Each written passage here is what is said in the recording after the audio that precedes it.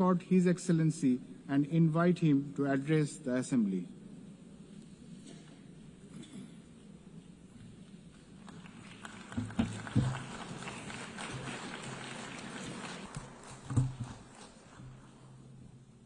Thank you, President of the 80th session of the UN General Assembly, United Nations Secretary General, Excellencies, Heads of State and Government, and ladies and gentlemen. 80 years ago, the United Nations was established to save succeeding generations of humanity from the scourge of war and to build a peaceful, prosperous, and just world arising from the devastation brought about by global conflict. Through the UN Charter, the nations of the world pledged to uphold peace, development, and human rights, which would be underpinned by international law. Now more than ever, we are called upon to uphold the values and advance the purpose of the United Nations. We are also called upon to advance cooperation and solidarity between nations. We are called upon to promote multilateralism and safeguard the institutions that enable it. South Africa's engagement in the international sphere echoes our domestic imperatives of eradicating poverty, reducing unemployment, and addressing the root causes of inequality. Our foreign policy is guided not only by the needs of our people, but also those of the continent of Africa and the global South. Inspired by our own history, South Africa strives to maintain world peace and also the settlement of all international disputes through negotiation and dialogue and not through war. We therefore welcome the strong partnership between the African Union and the United Nations in promoting peace, security, and stability on the African continent. This year, South Africa is honored to preside over the G20. This is the first time that G20 Leaders Summit will be held on the African continent, the cradle of humanity. South Africa's G20 presidency is guided by the theme equality, solidarity, and sustainability.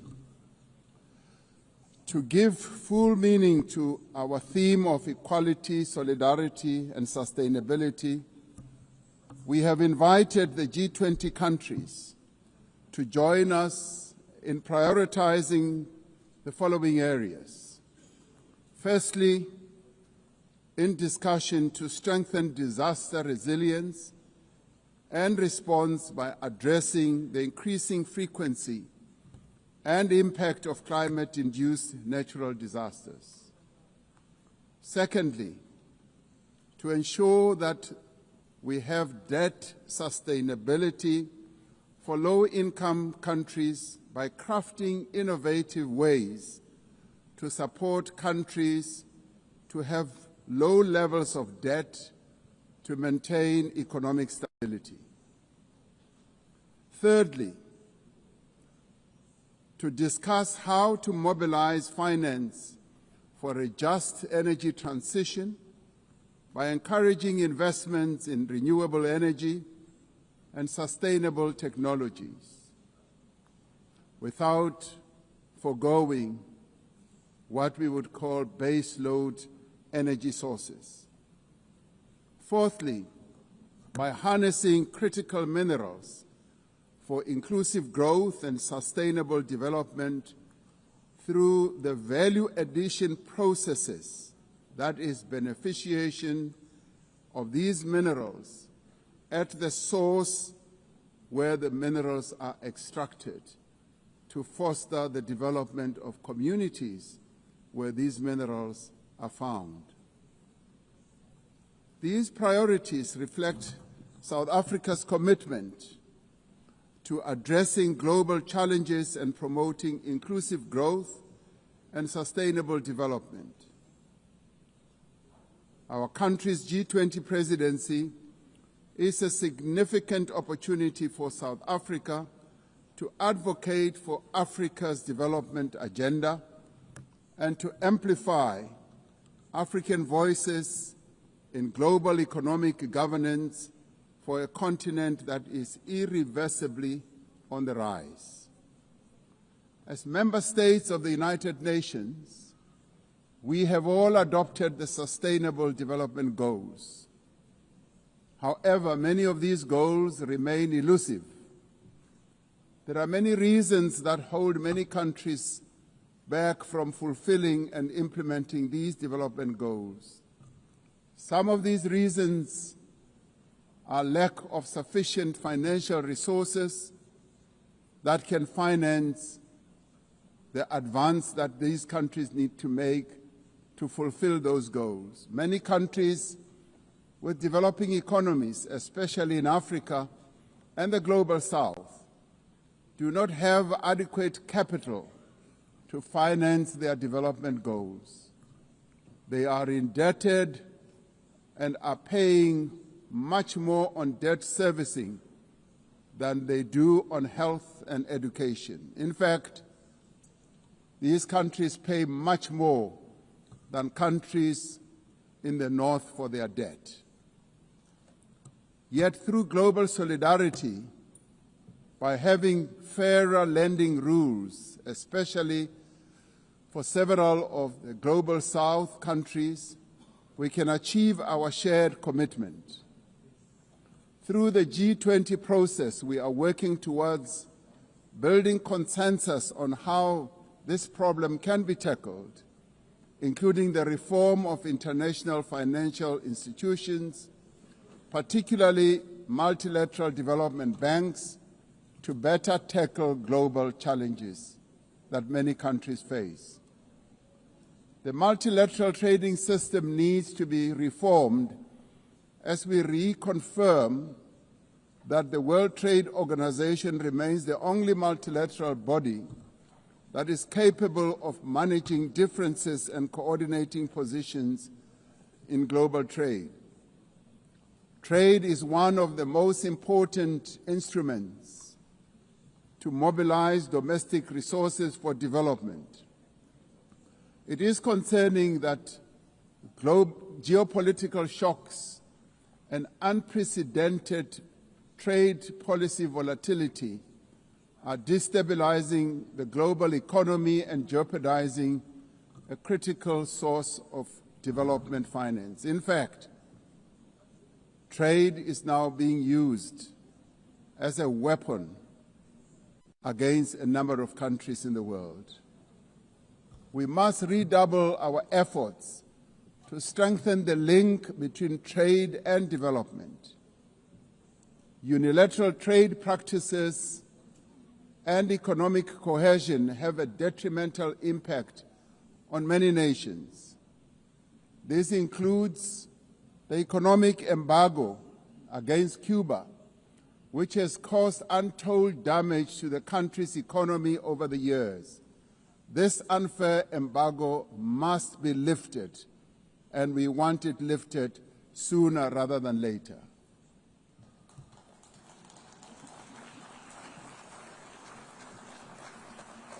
In the midst of global trade uncertainty, the African continent is providing a pragmatic example of constructive collaboration and cooperation by using the African Continental Free Trade Area as an engine for sustainable growth and development.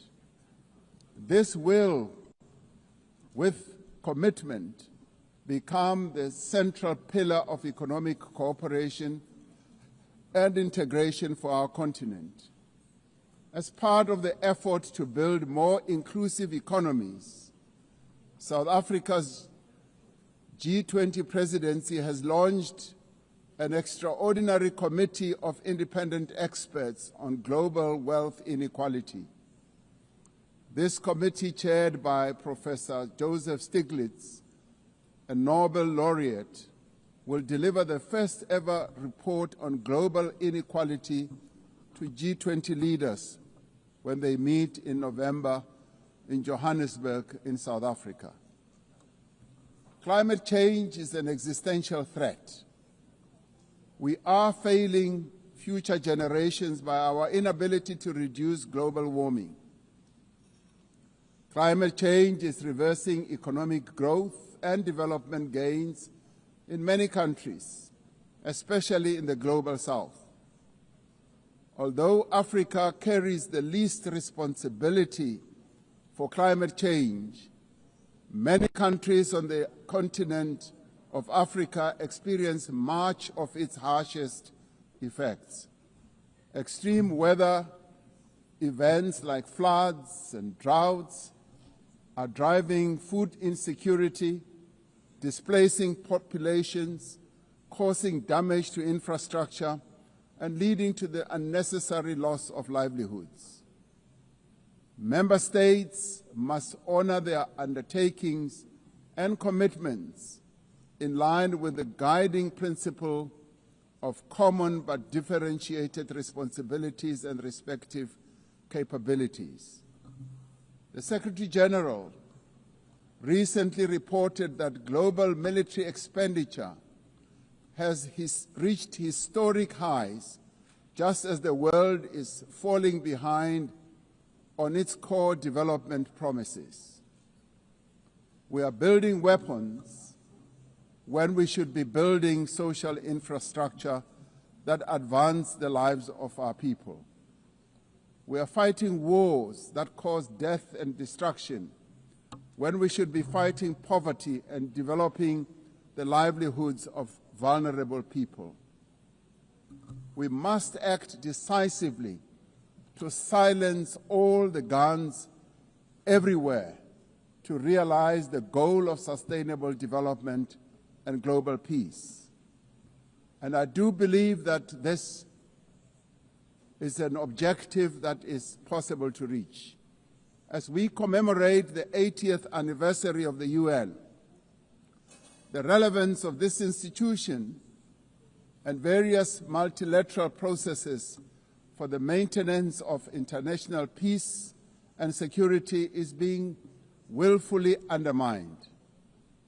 There is an increasing reliance on unilateral military action in contravention of international law.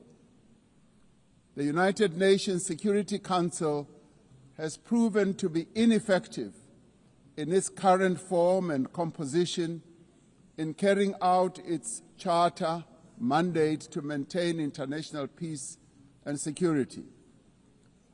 South Africa remains deeply concerned by the erosion of the credibility of the Security Council and its failures to ensure accountability and uphold international law. As the security and humanitarian situations in the Democratic Republic of the Congo, Sudan, Gaza, and elsewhere deteriorate, it is a matter of great concern that there are countries that continue to violate international law and also defy the United Nations resolutions and rulings, also from bodies like the International Court of Justice. The establishment of the Hague Group and the Madrid Group aim to reaffirm the primacy of international law, promoting accountability and ensuring support for a just peace. We cannot and should not accept that members of this organization continue willfully to violate without consequence the charter that we have all agreed to uphold. Therefore, as nations that have pledged to uphold the UN Charter, we have the ultimate responsibility to ensure and protect the rights of the Palestinian people to self-determination, consistent with the case that South Africa brought before the International Court of Justice, there is growing global consensus. There is growing global consensus that Israel is committing genocide in Gaza. Just last week, the United Nations Independent International Commission of Inquiry found that Israel is responsible for the commission of genocide in Gaza. As Palestinians continue to face genocide and famine, we have a duty to act. South Africa has acted in the interests of saving lives by insisting that the International Court of Justice should make a ruling that indeed genocide is being committed in Gaza and that it should stop. And we stand here to say it must stop.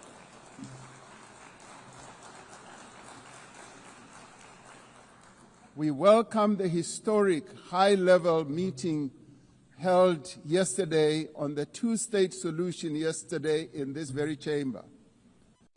This reflects the determination of the global majority, a global majority that now stands at 142 and more countries, that Palestinians deserve a peaceful state alongside a peaceful Israel. Many nations in the world are calling for that, and that is the voice that we believe that Israel should heed, and those powerful nations that can make a two-state solution viable and possible and implementable should act in that regard. The long overdue announcement by increasing number of countries to recognize the state of Palestine is testament to this determination. We have a responsibility as the member states of the United Nations to reaffirm the right also of self-determination of the people of Western Sahara.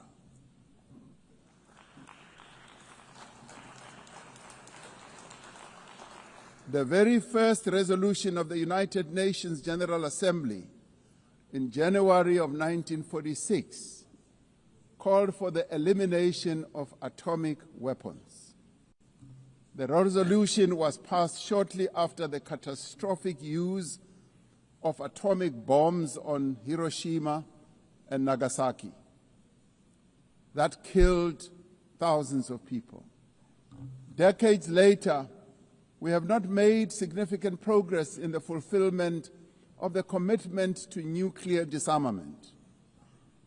In 2026, next year, South Africa will be presiding over the first review conference of the Treaty on the Prohibition of Nuclear Weapons. This treaty reaffirms that there is no greater assurance of non-proliferation than the complete prohibition of nuclear weapons. I was glad to hear that a number of leaders stood here to speak against nuclear weapons and the use thereof. This year we celebrate the 30th anniversary of the Beijing Declaration and Platform for Action as a roadmap for the achievement of gender equality, the empowerment of the women and girls of the world.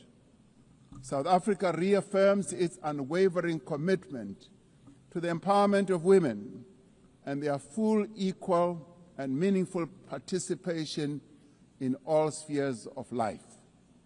Yes, we would support also the election of a female Secretary General of the United Nations.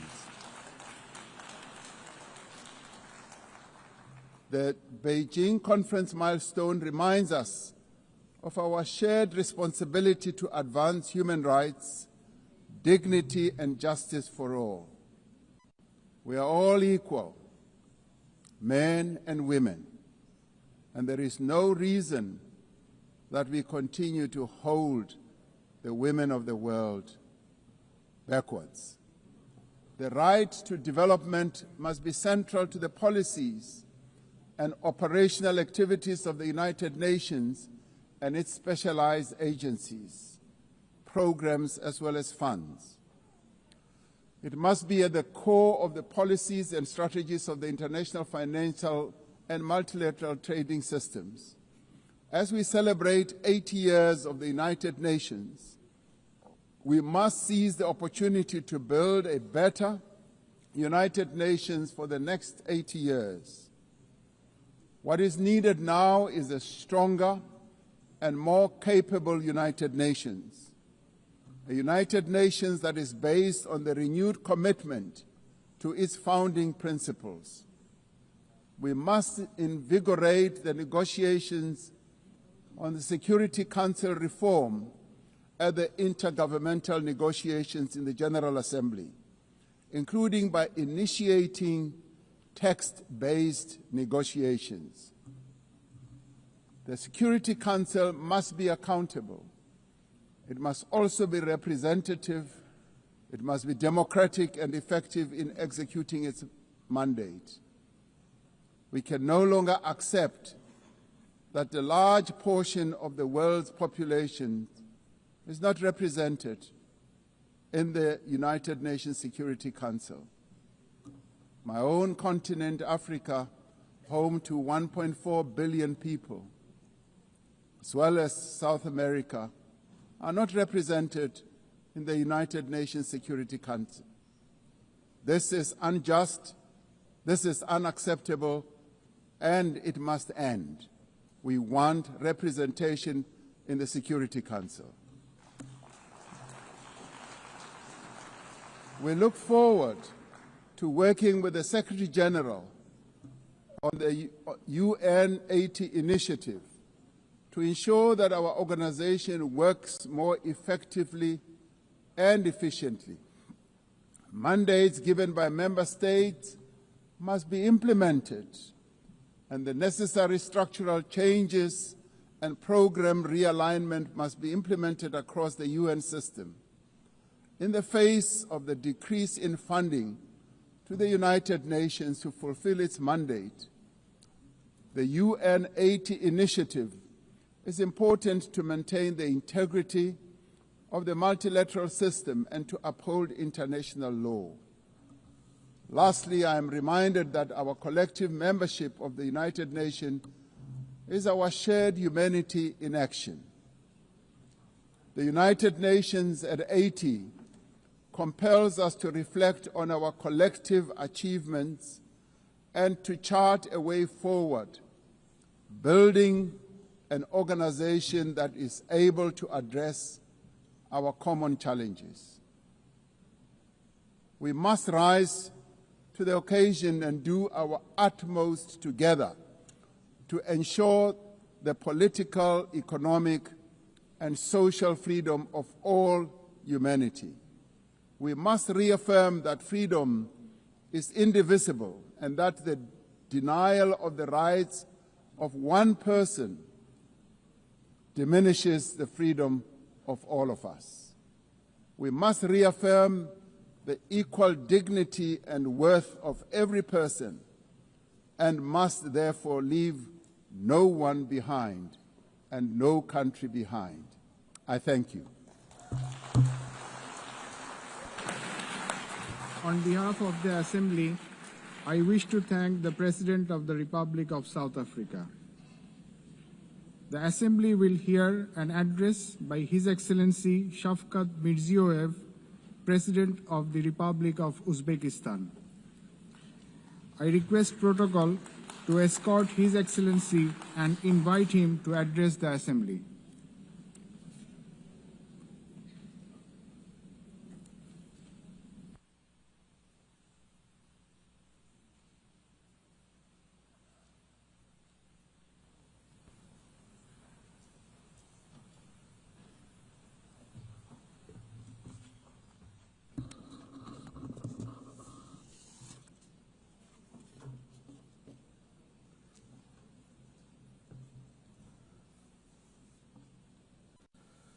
Hurmatli rais xonimlari, hurmatli bosh kotib janoblari, delegatsiya rahbarlari, xonimlar va janoblar.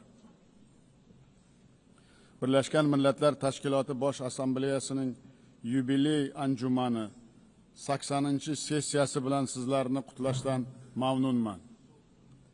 Bugungi yig'ilishimiz shiddat bilan o'zgarayotgan murakkab global vaziyatda o'tmoqda. Bu esa tashkilotimiz faoliyati va uning kelajagiga yangicha yondashuvlar va bilan qarashga chorlamoqda. Hozirgi kunda dunyoda